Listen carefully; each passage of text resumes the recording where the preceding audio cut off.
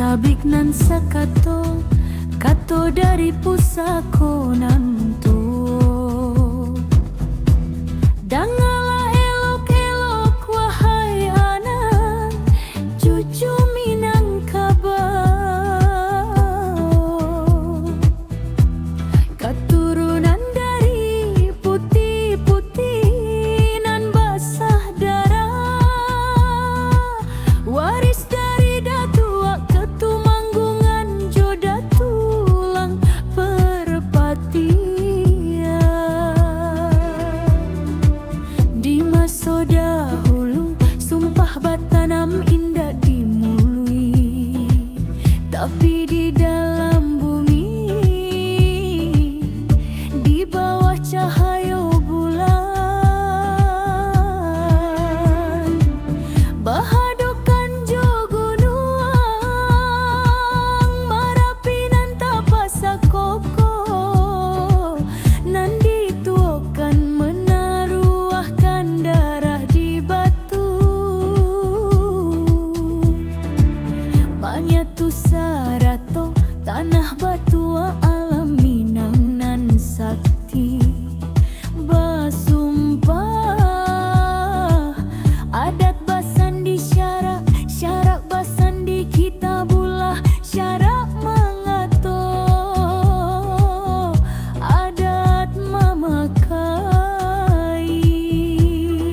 bukan syarak menghapui adai, bukan adik manindi syarak, bagai dua tangan kanan sarato kiri, menegakkan kehormatan tanah, menjaga keseimbangan langit jo bumi.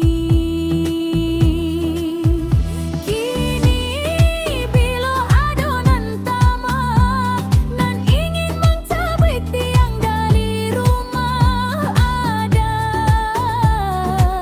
ingin menukar panji datua, tak tingginan ampe,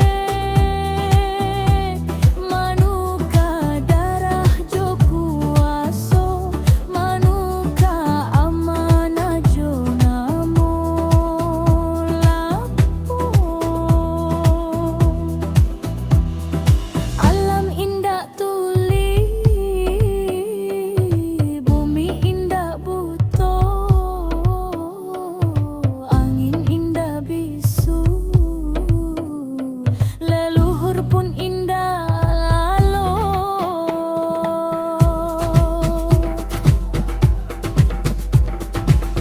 Jika janji nan dulu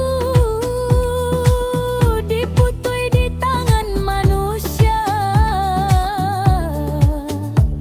maka nan tatuo akan manutui pintu pusako untuk surang. Gunuang indah akan malatui, tapi akan menimpan murka.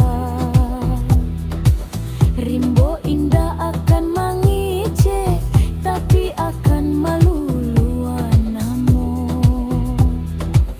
Dan anak